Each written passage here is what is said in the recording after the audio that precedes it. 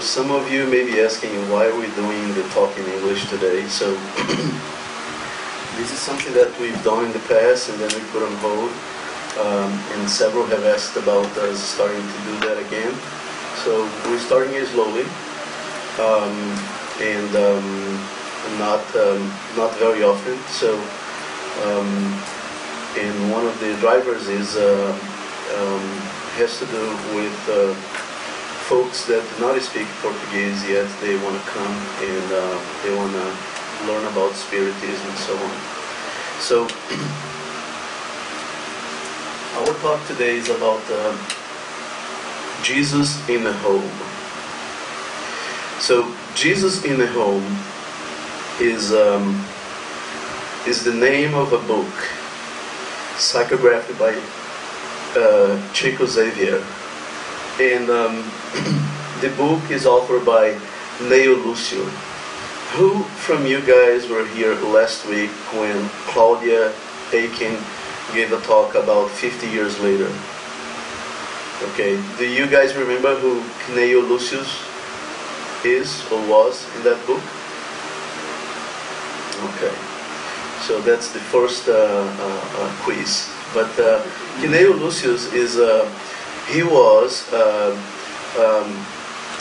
that grandfather, which was in the book 50 years later, was that one, that wise man who was really looking to provide the teachings, even though he was held by the Roman laws and how the society in Rome was put together.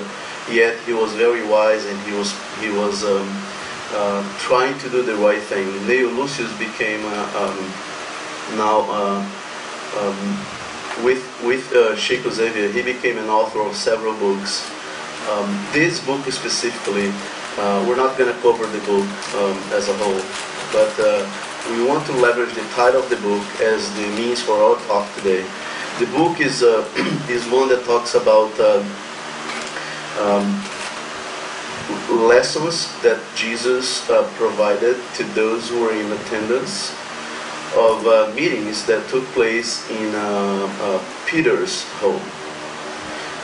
So those were the first gospel at homes meetings, if you can think that way.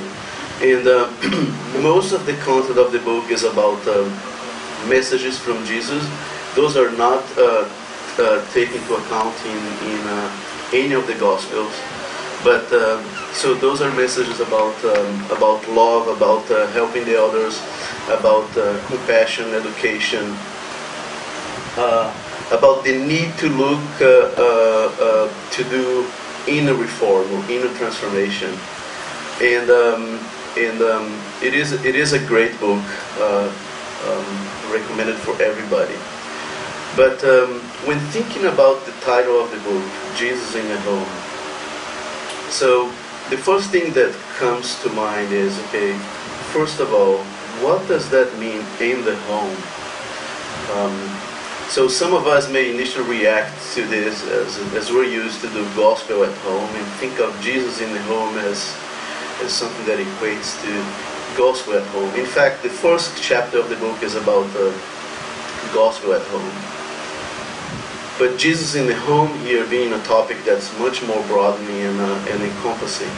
So let me ask a couple of you folks here. So when you see this phrase, Jesus in the home, what do you think home means? Anybody? Isabella? Inside. Inside. Andrea? Inside. Anybody else? Any other thoughts? Right. So home could take several meanings, and one of the meanings that one could take for himself or herself is really about looking inside, looking to the inner aspect of oneself. But can home be our home? Sure, right? And can home be ourselves? And I think we just said yes. Home can be ourselves. Home can be something that's inside of us. If we try to look at this title of the book as those teachings from Jesus began in the home of Peter back in the day. We can assume that a lot of those teachings were, as we said before, about love, about compassion, and about how to do good to others. But then when we think about the aspect of home being ourselves, and we stop, and some of you guys said that a couple minutes ago, so we stop and we start to thinking about it. Okay, what does that mean? What does that mean? Jesus in the home being Jesus in ourselves. If we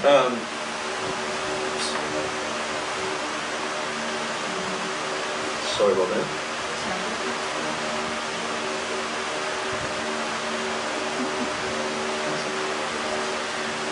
If we go to the Spirit's book, in the question 919, and we may go to that question because we may find difficult to find an answer to who we are, or what does home mean as we relate to ourselves. The one question we find in number 919 is, what is the most effective means for improving ourselves in this life and for resisting the draw of evil? And the answer that the spirits give to Allan Kardec was, a sage of antiquity has told you, know thyself. Who knows who said that? Who can say here? Who said, know thyself? Socrates, right? In Portuguese we say, conhece-te a ti mesmo, right? So, know thyself as the means for you to look inside to yourself, and this is in the very introduction of the Gospel according to Spiritism. There are several pages about that. How can we comprehend either the practical aspect of the wisdom inside ourselves that can lead us to understand the meaning of anything that happens in our lives? How can we lead ourselves to this self-knowledge? Right? There is a sentence here in the answer that the spirits gave to Kardec that says, self-knowledge is therefore the key to individual improvement. So when we think about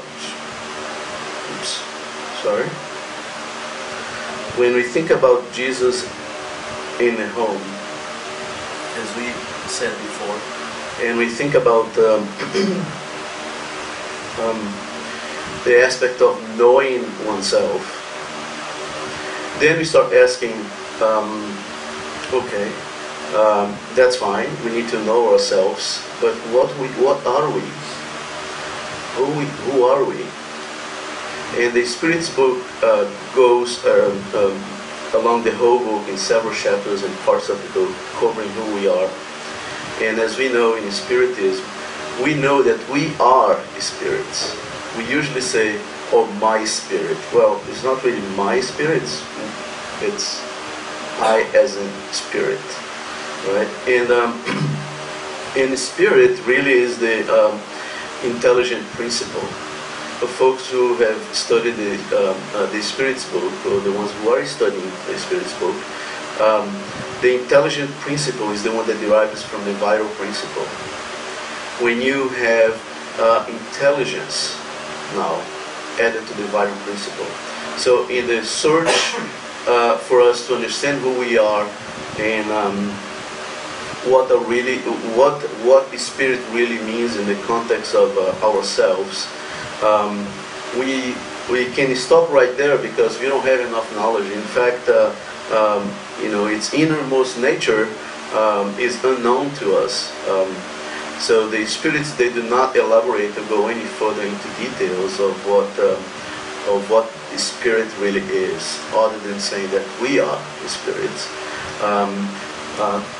The spirits do say that in the Spirit's book that we are immaterial, but that's because there is no analogy to with what we call matter, right? So in our daily lives we say what's material, what's not material, what's matter, but we stop there. And then if we stop and think about it, how can we take those teachings and try to apply to ourselves? It becomes a little challenging. But then we stop right there at the Spirit's book and we go to the Gospel according to Spiritism, and we see some in some chapters references to passages in which Jesus says, "You are the salt of the earth." Right? So in some other months ago, we talked about the salt of the earth, and salt is an expression that was used in the gospel. It's used today even in the English language. If I can just read back what comes in Matthew, he says that Jesus mentioned, "You are the salt of the earth, but if the salt loses its saltiness, how can it be made salty again? It is no longer good for anything except to be thrown out and trampled by man." So salt of the earth really became an English expression, meaning truly good, good types of salt. And of course, it came from Jesus during the Sermon of the Mount. But I was able to capture here that according to the Oxford Dictionary of Idioms, salt of the earth is used to describe a person or persons of great kindness, reliability, or honesty. So this is the English dictionary. Now, if we think about the properties of the salt, right, and we think about the message that Jesus brought to us when he said, "You're the salt of the earth." Salt is something that never gets anything, it only gives. So salt, it gives flavor, it gives like seasoning in food. It does provide preservation to things that you want to conserve, right? It does provide cleanliness or disinfectant. It is a disinfectant in some aspects. And so even used in burial, right? In the past, salt used to be used in burial as well. So salt has always been this element that represents what is always giving something out. So when Jesus came and said, "You're the salt of the earth," and pretty much trying to depict the sorry about that.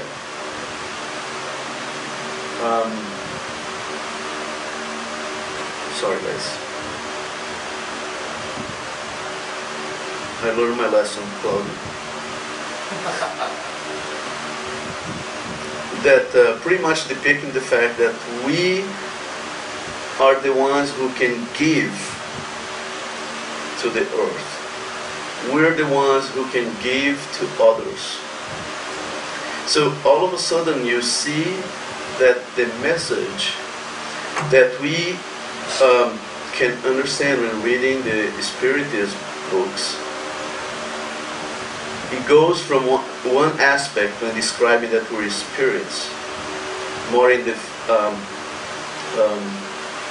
scientific sense, to now looking at more on the philosophic and moral aspect and saying that we are the ones who can give something out.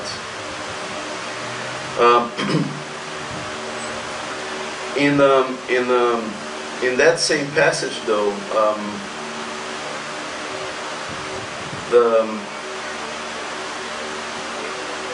Jesus said, "You are the light of the world." So not only Matthew, he described Jesus saying, "You're the salt of the world," but also described Jesus saying, "You're the light of the world." In the same way, let your light shine before men, that they may see your good deeds and praise your Father in heaven. So, in a way, Jesus was always trying to convey that we as an individual, we as a person, we can be that light that shines, that light that opens pathways in front of us. Not the one that is subject to things that will hold us from doing something good. So if we stop for a second and we look to this video that I want to show you guys. Sorry about this. I'm sure many of you guys saw this. Let's just stop here for a second and watch this. I'm proud to be English. I'm my family of served and defend.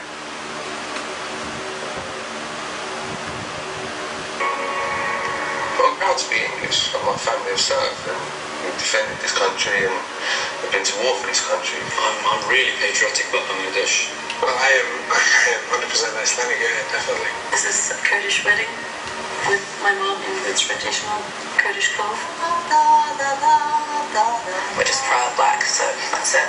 Yeah, I think we are probably the best country in the world, if I'm honest. Think about other countries and other nationalities in the world. Are there any that you don't feel you get on with well, or you won't like particularly?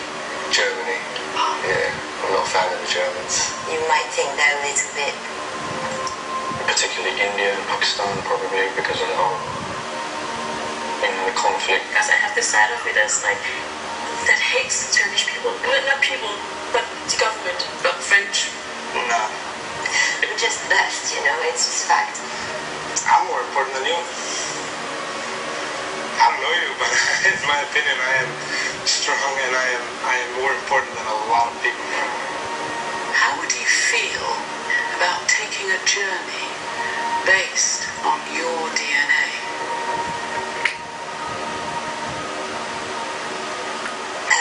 Yeah, I feel very intrigued. What could you possibly tell me that I don't know? So do you know how DNA works? So you get half from mum and half from dad, so 50% from each of them, and they get 50% from their parents, and back and back and back. And all those little bits of your ancestor, they filter down to make you, you. I need you to spit in this tube for me. You spit up to the little black line. That's a lot of spit. Right, the story of you is in that tube. What's it going to tell me? It's gonna be, oh yeah, you're French, and wait, your grandparents have French, and wait. I'm Bengali, solid Iraqi. I'm Cuban. You tell me that I'm English. No, I've told you.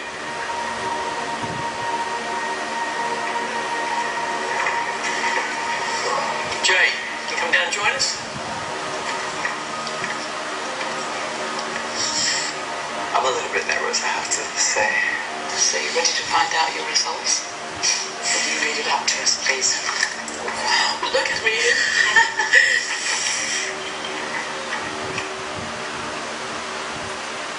Oh my God. Wow. Shit, I didn't expect that. All of them. Whoa!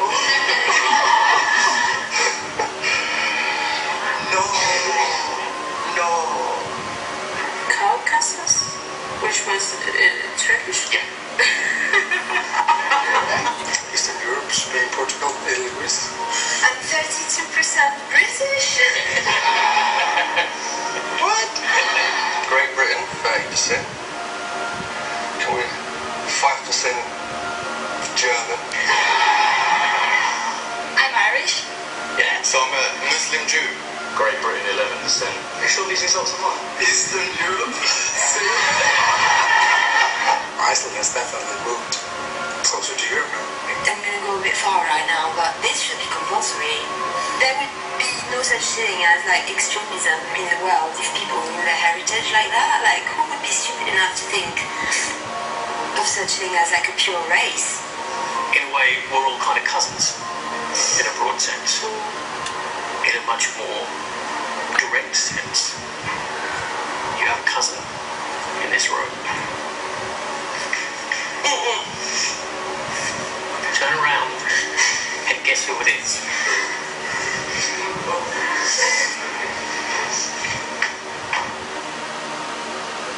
What?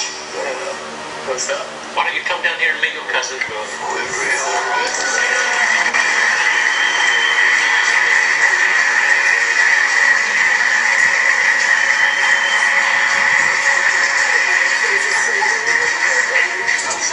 I did no idea. This is like my heart's pounding right now. I swear to God.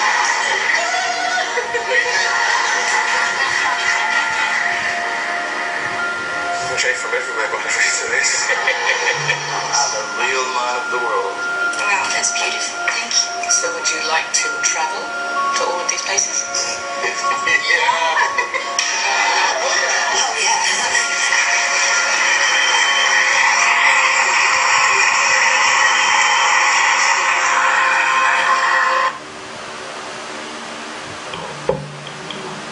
So, the more we think about this video, perhaps the more we can think about how we want to apply our line of thinking when thinking about who we are. So this is just talking about DNA. I know Claudio was in San Diego in the Spirit Symposium. There was a presentation about DNA and the link with the with Spirit and the our spiritual lives as well. But the aspect that we are much more than what we think we are, it makes us wonder if we truly apply who we are to our daily lives. I mean, usually in our daily lives, we enter in our interactions with others, those being our family members, or our colleagues in the workplace, or friends in the classroom, or neighbors, or people who we don't even know, or people who we think we never met, and we work with them, or we interact with them based on those definitions. Now, if you think about what we just saw, that we are cousins to some extent, based on the DNA history.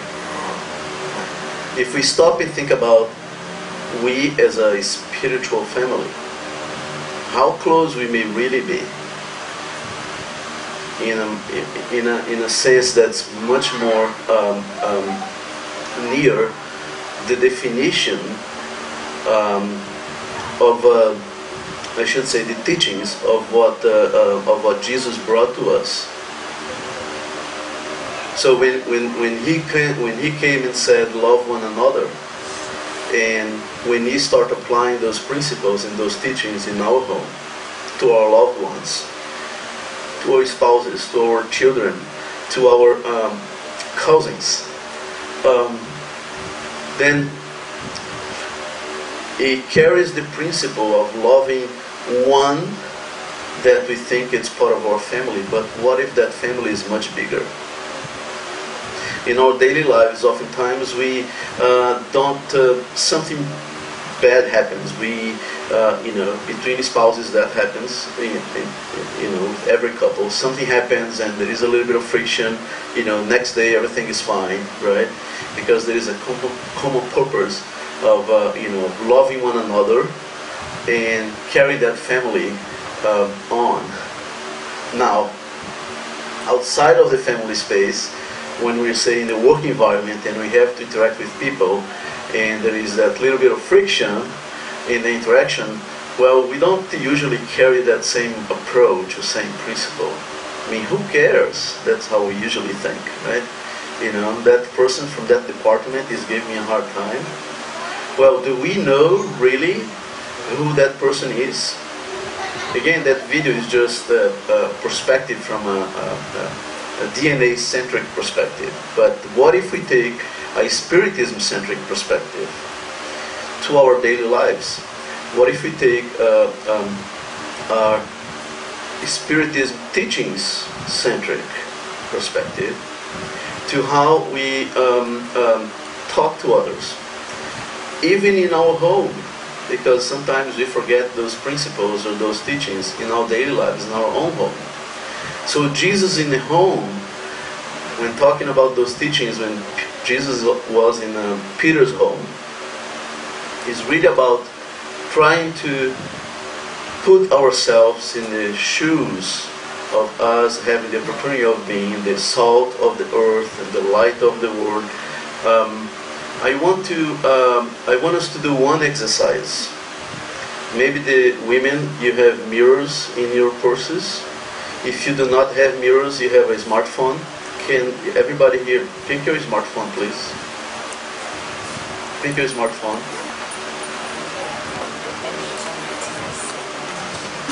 Again, if if you don't have a smartphone, you may have a go to the photo and do a selfie, so you can see yourself in your phone. Yeah. Everybody's there, right? Now let's stop for a second. Let's be silent maybe for 15, 20 seconds, maybe 30 seconds.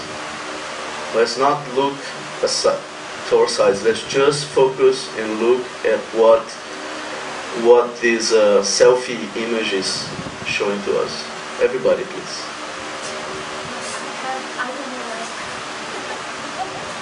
So Anna and Marcelo are going to be looking at each other. So now look at yourself. Let's look for 15 seconds. Let's reflect in silence. Let's reflect on what we just heard. What you seeing? Patricia, what you seeing? You're seeing yourself, but what you're seeing, I mean, you can have a first reaction, right? Some reactions, hey, this is me, right? Is that really you? Well, I hope so. Isabella? No, I don't think so. No? Nina? Disappear on my phone for a second. Okay. The screen, it's like, it's no link. When I turn the this in my face, it's like nothing. Okay. I'm just, So, I'm not existing. Fabiana, what you saying? I get easily emotional, so my eyes are kind of, I'm that transparent. Right. So for one, we could think of what we're seeing is not really us, right? What we're seeing is a body. Now, if you look in your own eyes, that being a mirror or your phone, and maybe you stop and you can get emotional and you think, you know, okay, this is me. I look tired. It's Sunday morning. I had to wake up early to come to the center. And I look tired. Look at my eyes. I'm not sleeping too well. I have so many things going on. Maybe a little bit of some difficulties in some areas of my life. So when you look at the mirror early in the morning, while you're trying to build yourself up, you also perhaps have an opportunity to reflect on how you're doing in your daily life. But then, as we go through that exercise, and you can put the phones down. That's some people got excited. Hi, I look great today. But think about how can we truly how can we truly look at ourselves and understand who we are and take that as an opportunity to better ourselves. It's relatively easy to read and listen and talk about, what are the teachings that Jesus brought to us, what are the things that we should be doing better here or there. But what if we are not yet able to take the right steps to make that change, to make that movement towards towards that path?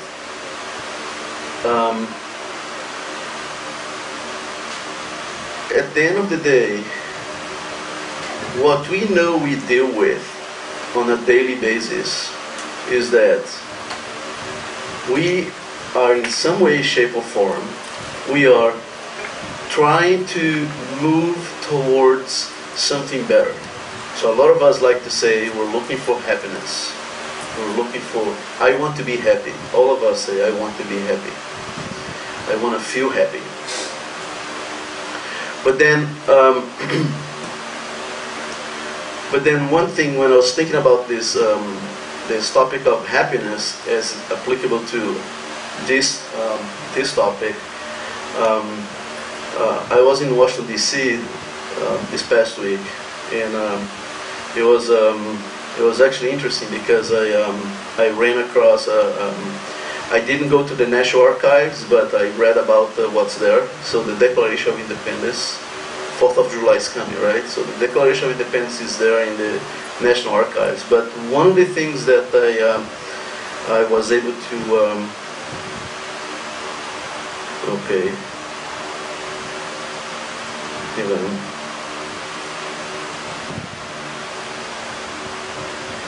technology. One of the things I was able to notice was that in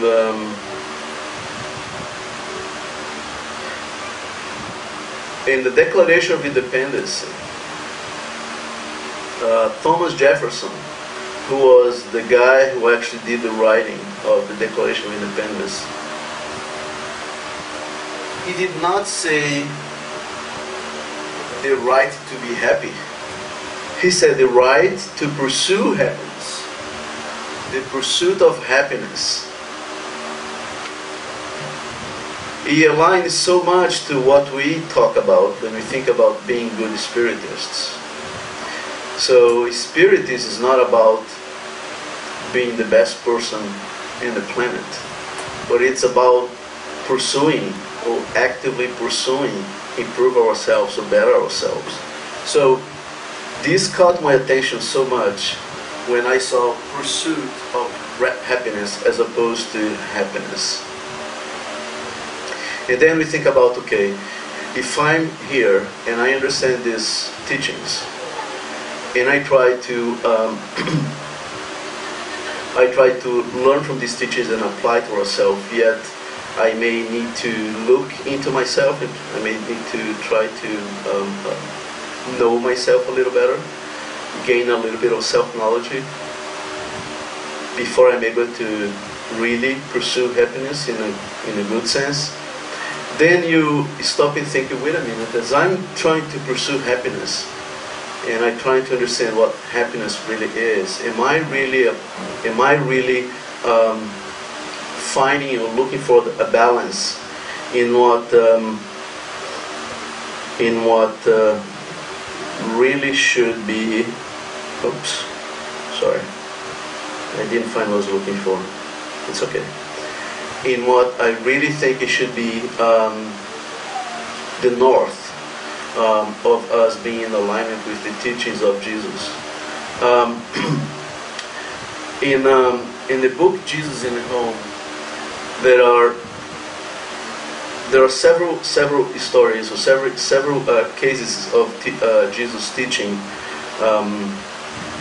those who were in Peter's home. And as we mentioned before, Neo Lucius, he documented all of this here. One is about the recipe for happiness.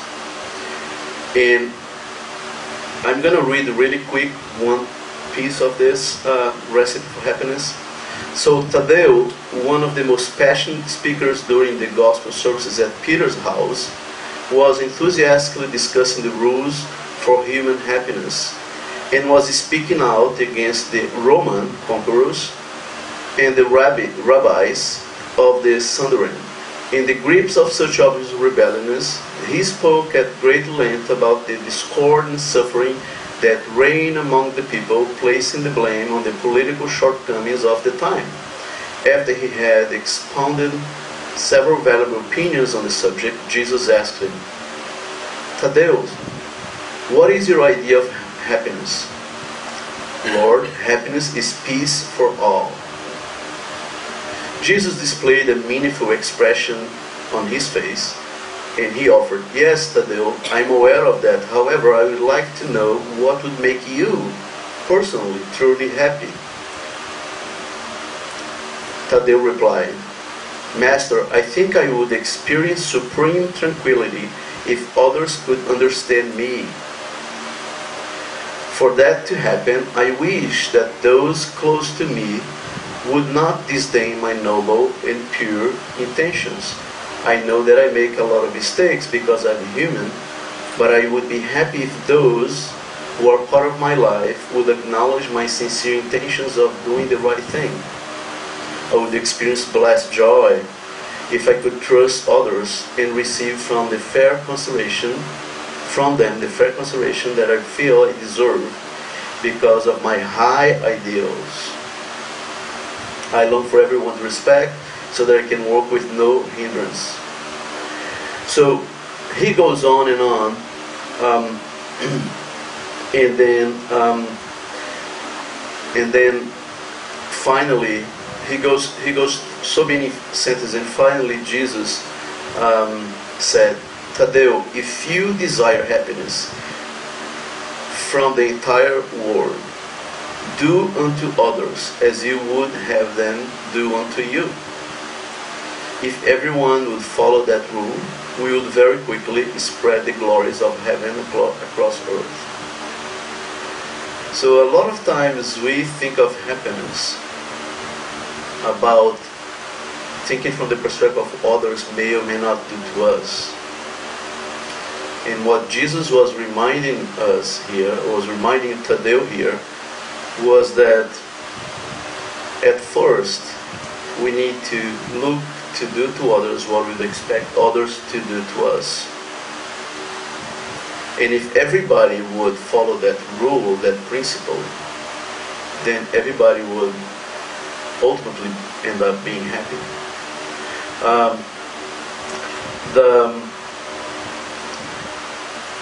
The movie, The Pursuit of Happiness, who here saw that movie? Everybody? Yeah, that movie was one that touched a lot of people. It's very emotional and so on, right?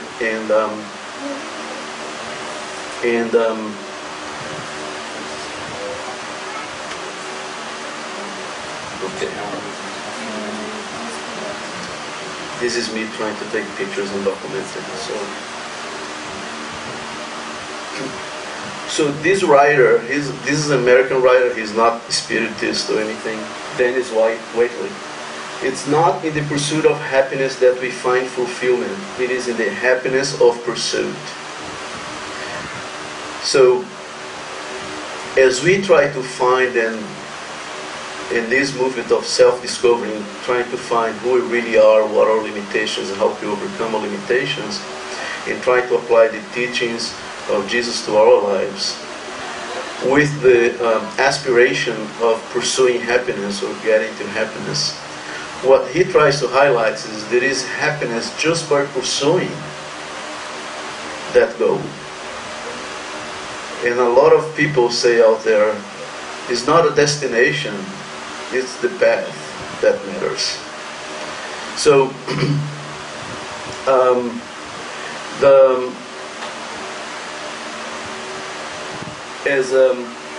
as Jesus was trying to teach Peter and others in Peter's home, and being him a fisherman, as we know, trying to highlight the aspects of one looking and taking the initiative, actively looking and searching for what will be a target. That means self-discovery or self-knowledge, or doing the good to others. The one thing that happened was it happened in another chapter of this book called A Visit from Truth. So the word truth is really troubling for a lot of us, right? So what truth really means, and in this case here, in this chapter here, the one Peter actually asked Jesus, Jesus, what is truth? And Jesus responded, complete truth is complete divine light. However, humankind is still far from being able to bear its sublime brightness. But perceiving that the fisherman was eager for further enlightenment, the heavenly friend thought for a few minutes and said, and he said a story, right? In a dark cave, where the daylight never entered, there lived a devout man who prayed for divine assistance. He claimed to be the unhappiest man. However, in his blindness, he felt he was better off than everyone else. He complained about the stench of the place where he lived, the contaminated air that was suffocating him. He cried and cried and cried and complained. He claimed to be strong, capable, and useful. So why was he stuck in that place, in that dark cave? He wept, laying bare his afflictions and demands. He thought of that being unbearable, an unbearable environment. So the story goes on, and this was shared just this past week, actually, when we were in Virginia, talking to Vanessa and Saloni. She mentioned about this story, so we went to check, and she was talking about this. But the story ends with Jesus saying that this is what happens to most people when faced with reality. They feel they have the right to receive all of the eternal Father's blessing, and they cry out loudly, begging for heaven to help them. When they're aided by faith, hope, or charity, they are at first consoled, and then they become disconsolate. They believe and then disbelieve, feeling timid, angry, and hesitant. However, when truth shines down them, revealing the real state they are in, they are usually quick to run off in search of dark hiding places when they can cultivate their delusion. So a lot of times we look at ourselves and we complain, and we look at the difficulties and the problems that we're seeing around us. And we think we've been placed into this dark cave by the destiny. But it's really up on us to realize that we are there because of our own choices. We are there because we made those choices, and we could not look upon us to make the right decisions. So the aspect of free will that we make in our own choices to do good for others is always reachable in reaching distance. I know Raquel is inside the room with the kids. A lot of us here know Raquel is leading a lot of the activities for helping others in need, right? And a lot of us are doing everything we can to support Raquel and all the activities there, right? We know there are so many people in need, and we know there's an opportunity, there is always an opportunity for us to make a difference. And for those here who be involved in those activities, you don't need to say now, but later you can share how good that's done to you. How well you felt in just in doing something good. So when we think we are in this dark space because somehow we've been forgotten, can we maybe try to stop for a second and think and wonder, well, maybe there is something that's reaching from me that I can reach and I can do something about it. And this is just so obvious because it's in all, it's present in all teachings from Jesus. So when we did the exercise early on in the mirrors, and it was an idea that Vanessa gave to us actually, maybe during that exercise there is an opportunity for us to look at ourselves and see, hey, what are the things that perhaps I could be doing to make me feel better, to make me feel not into this dark cave, to make me feeling in a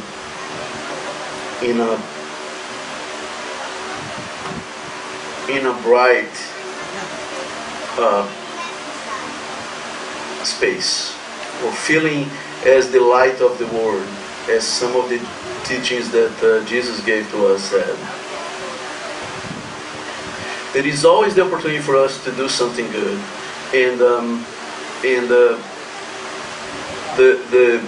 the feeling that we have when we think about Jesus in the home, when we think about the teachings that we can absorb and learn, knowing that we can, after learning, after knowing that we can actually feel and we can actually experience and live, well, that may be perhaps the opportunity for us to take some active steps to do good for ourselves. So if we think about the aspect of self-discovery, right? We talked about self-knowledge, right? But a lot of times, for us to know ourselves, that requires some inner search. That process of self-discovery is not an easy one. You think it might be, oh, wait a minute, I will stop for 30 seconds and now I look at the mirror, I know myself. Well, probably that's not going to happen. So what are the things that we can do or think about it when going through this process of leveraging this, the teachings from Jesus? So Jesus in the home, yet looking for the answers that we're so adamant that we need, that we want to find. There are so many religions and so many spiritual philosophies, and that drives a lot of confusion to a lot of people. If we stop to think for a second of what Allan Kardec said, he talked about faith. The faith being the one that can be sustainable by reasoning in every epoch of humanity.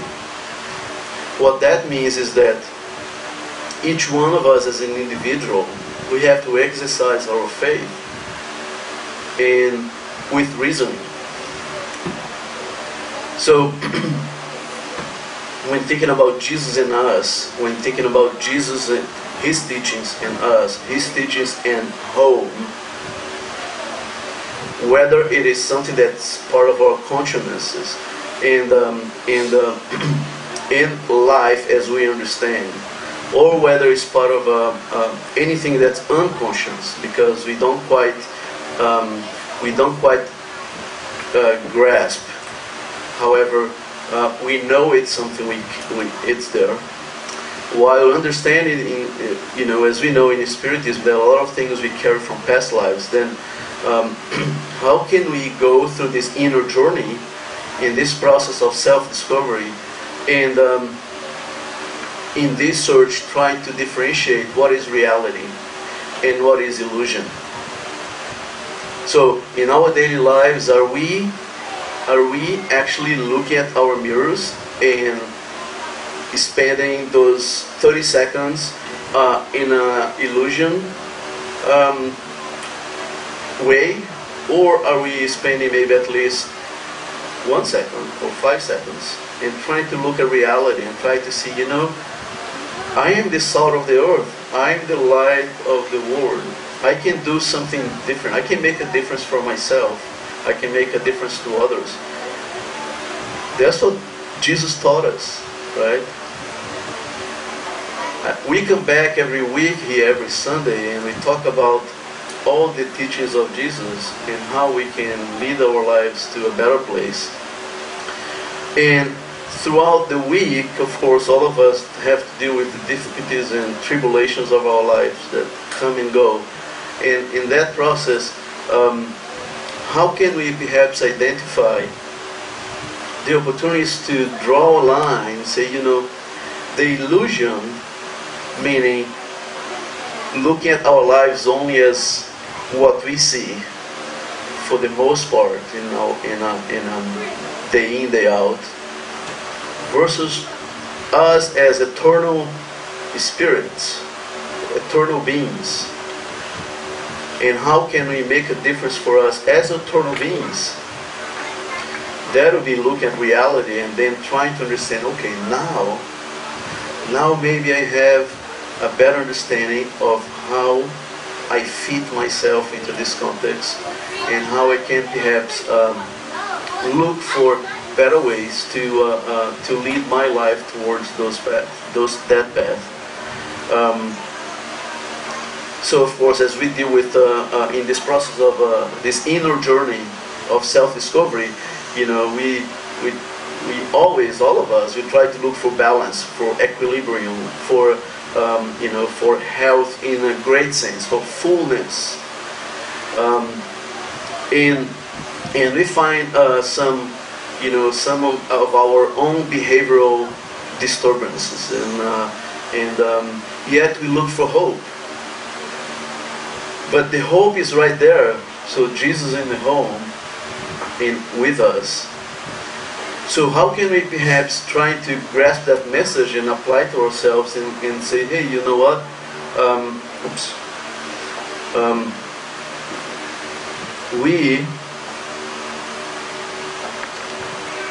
We have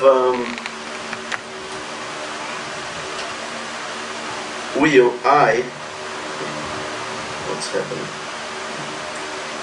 Did I lose my battery? I guess I did. So we're looking to understand how we can relate to those around us, and look for opportunities for us to better ourselves towards the messages that Jesus, or the teachings that Jesus has presented to us. So in this inner search or inner journey, looking to understand our own feelings, if those feelings are towards friends, family, or even adversaries, whether those feelings are related to love or to suffering, whether we as spiritists, whether we try to understand those feelings from the perspective of today, present life, versus yesterday, past lives. At the end of the day, the look or the search for those answers, that inner journey, is upon us. Is just ahead of us, waiting for us to reach out and look for those moments where we can make decisions that will take ourselves or shape our lives in a way that we make ourselves feel better. Whether we're moved by a moment of a good or bad moment, whatever that moment is that will wake us up and say, oops, here's an opportunity, let me grab that, and it's a wake-up call, so let me grab that, and maybe I'll do something a little different that will make me feel better, and it'll lead myself towards something better. We are own leaders, so we need to take, each one of us, we need to take that leadership role in our own lives. I took a note of 3 examples. Maria Magdalena, right? There was a moment of gratitude when she saw Jesus forgiving her, and that was a wake-up call, and that was the moment that made her move, and she grabbed that moment and took as an opportunity for her to lead her life to a better path. Or maybe a moment of acceptance. Most of you guys were here when Claudio was talking about Paulo de Tarso, right? When Paul de Tarso, when he moved away from arrogance, right, and prepotence, towards accepting the message that Jesus was giving, he had been giving for a long time, and then there was this moment, and he grabbed that opportunity and said, hey, now here I am, now here I can understand this, the teachings from Jesus to lead my life towards a better path, right? Or a moment of self-confidence, like Peter, right? Whom with humility and moving away from that insecurity moment when he said no to Jesus 3 times, and then now being self-confident, and then taking leadership of his life, and then becoming what he became later on. So a lot of that is really on us. The teachings are in our hands. How can we not only learn, but how can we feel, and how can we experience and then lead our lives towards the path that Jesus has provided to us. There is a book that's usually applicable to children. So again, it was a recommendation from Vanessa, and I bought this book on the way back. I Believe in Me. So it's a book of affirmations for children, but it's applicable to adults, to all of us. So aren't we children to some extent? I am thankful, right? Are we thankful? Are we trying to teach our children to be thankful? Are we thankful? When we sit on our table, on our tables to eat our food, are we thankful for what we're eating? So another one. I turn within and I'm at peace. So it's an affirmation, for children to believe in themselves. But are we doing that ourselves as adults? And it's really up on us to understand this message then of Jesus in the home, or Jesus' teachings as reachable to us. So it's up on us to have that faith with reasoning in Jesus, that faith in us, that faith again with reasoning, and then lead ourselves towards a better lives. So with that, let's just keep hoping that we can really understand the moments of decisions that come onto us every day, or we should say every hour, or maybe every minute. There is a chance, there is an opportunity for us to capture that moment and say, hey, here's something for me to grab and do something about it and improve ourselves.